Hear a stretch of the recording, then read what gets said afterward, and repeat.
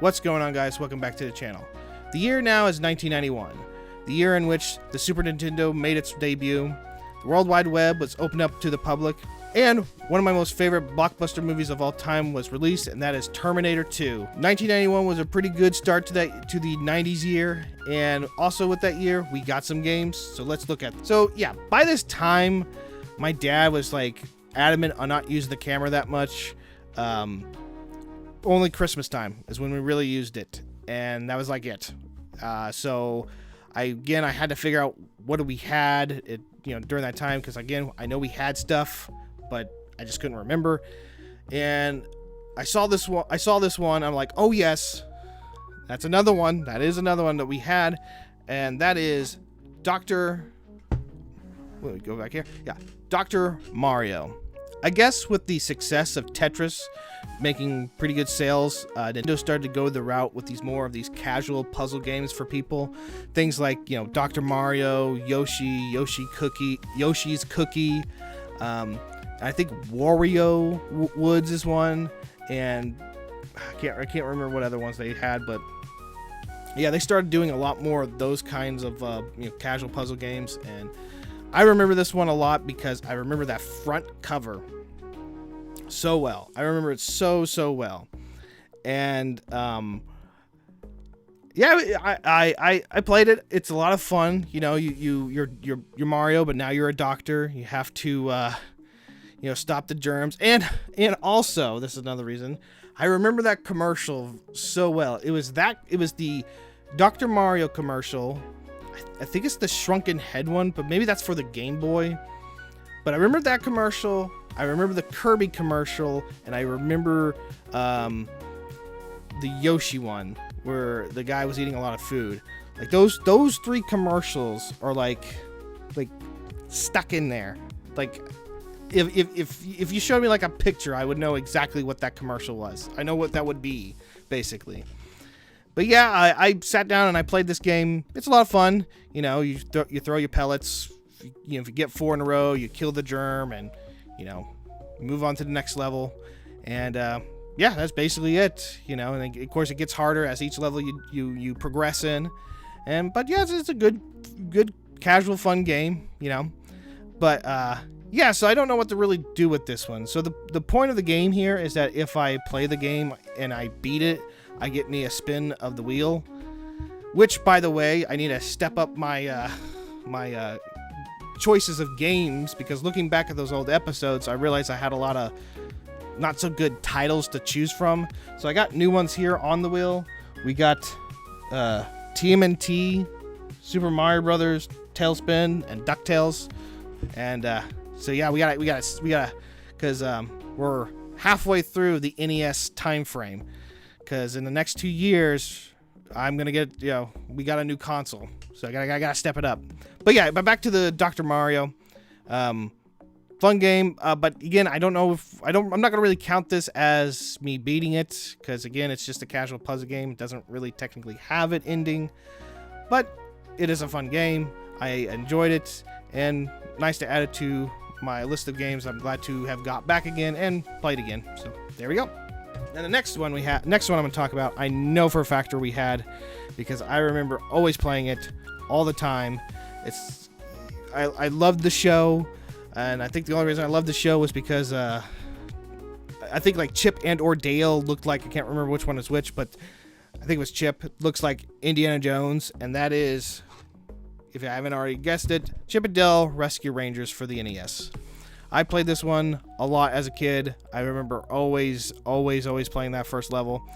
And I got as far as the woods area, but I didn't get any further than that. But this time I was able to sit down and play it. It was pretty good. I enjoyed it. It's a lot of fun, but it does get harder in the later stages. And, because I'm trying to at least try to beat him at least once in my life, I decided to, once you take like the rocket ship to go to the levels to face off, Fat Cat, they get really, at least for me, they get really harder. So I was like, okay, I just want to see the ending for this thing. I'm not really here to, go all out, So I sat down, used the Game Genie to do it, and I was able to finally beat it. And when I get a chance to, I'm going to find that Disney Afternoon Collection on newer consoles and play it again there. But for now, I played this version. A lot of fun, great nostalgia from my past, and glad to add it to my library of library games. So, yeah. Oh, and with that, because I beat these two right here, like I said, if I beat 2 with a Game Genie, that counts as 1 spin. All right, moving on to Christmas time. We got 2 games there. They weren't really that good, at least from what I can remember. The first one, this is my brother's game, and that is To the Earth. Now, To the Earth is... Not only is it already a hard game, because it's a kind of like a on-rail shooter game, but it uses the light gun. And I've actually sat down and played it with a functioning, working light gun, and it's like the enemies go by it so fast, so quick, and it's just so hard for it to detect it. Even though I had it played on an actual classic TV with the curved screen and everything. They said that's the best way to use the light gun for those kinds of games, is to use a curved TV. And it still was hard. It was still hard. I couldn't beat it. So I just said, F it. I put the Game Genie on, infinite lives or infinite health. I don't even know. Oh yeah. That was another thing that was so hard about this game.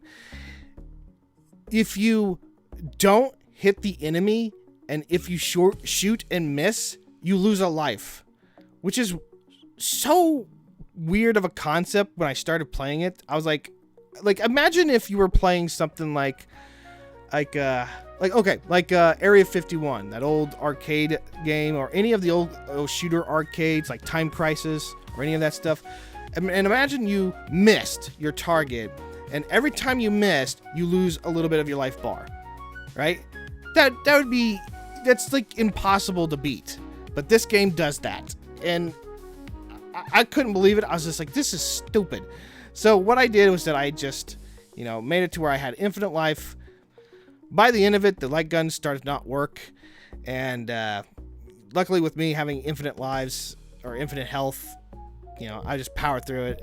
This game is just ridiculous. Totally ridiculously hard. So I don't know really how to say I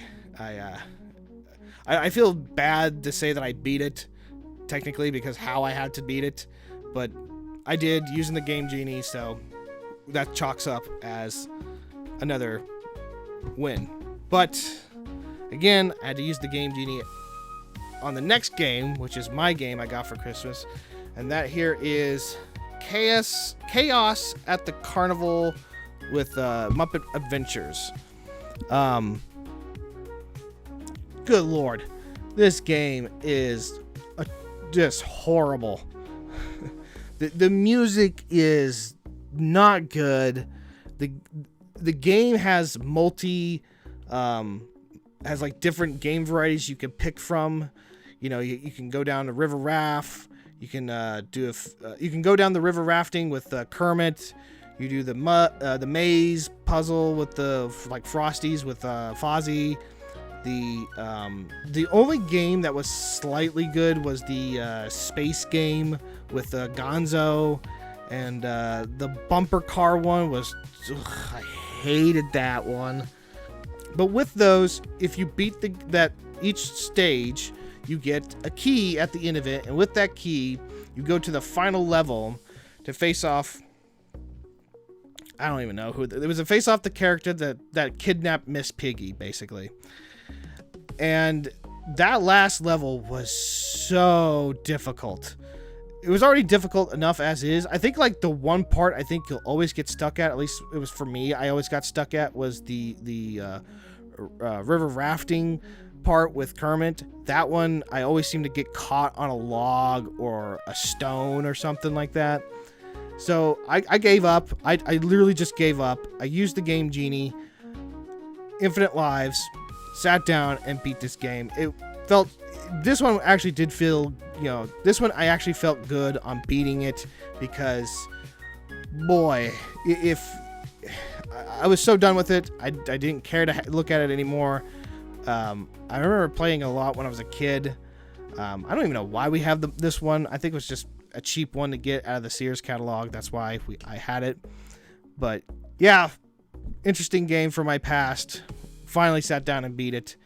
And with that, though, and with the To the Earth game, 2 games are down, completed, and beat, which earns me another spin to the wheel. With that being said, we only got 2 spins to spin on the wheel. So let's see what we got. I'm really hoping we get the Teenage Mutant Ninja Turtles 2, maybe Tailspin. That looked like fun when I saw stuff about it. And of course, obviously, Super Mario Bros. 3. That is a classic. I have never played it as I was growing up. So hopefully we can get it this time on the wheel. We only got 2 spins to do it in. So let's check to see what we got and see what we can get. I'm going to move these out of the way. All right, here we go. Come on, Teenage Mutant Ninja Turtles. Oh my god, it actually landed on it. Holy crap. Well, that's my luck. Alright, Teenage Mutant Ninja Turtles 2, the arcade game. Hell yeah, we got that one. Alright, Teenage Mutant Ninja Turtles 2. I can't believe I got that one. I'm actually shocked on it. Wow. Oh yeah, and I think I fixed the wheel, I think. So, because it was messing up the last time. But yeah, alright, Teenage Mutant Ninja Turtles 2. That's a great, good start. All right, moving on to the last spin. Let's see what we got. Here we go.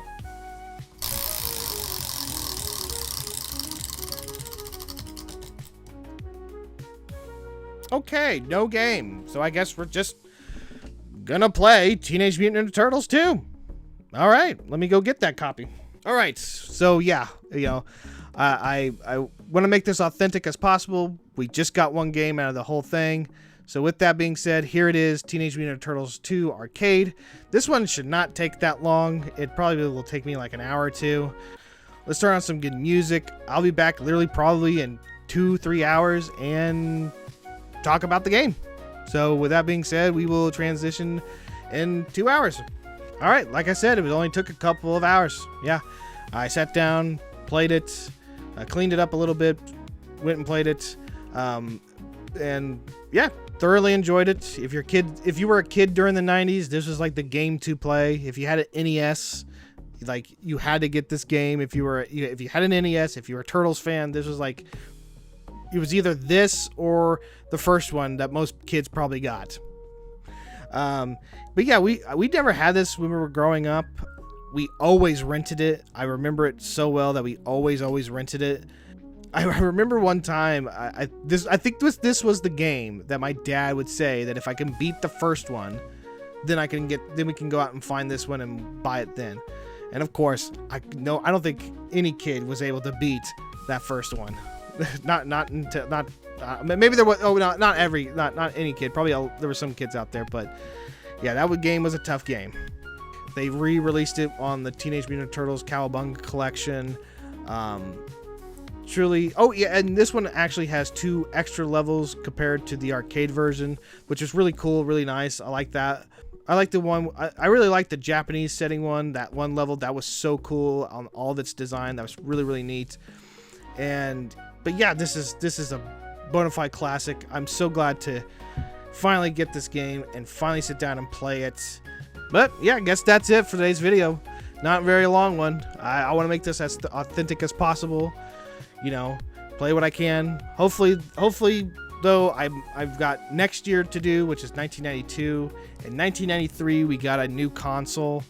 But yeah, hopefully next year I might change it up again, because there's at least 2 more games I want to play before my 5-year run with the NES is over with. One of them is another Teenage Mutant Ninja Turtles game. The other one is, I think it's oh yeah, and the other one is River City Ransom. So those are the 2 I'm going to add to the wheel. That is Teenage Mutant Ninja Turtles 3 and River City Ransom. Those 2 I really want to play before the end of the 5-year cycle of the NES, before we got a new console in 1993. But yeah, that's it for today's video, guys. I hope you all enjoyed it. I'll catch you all in the next one, and you all take care.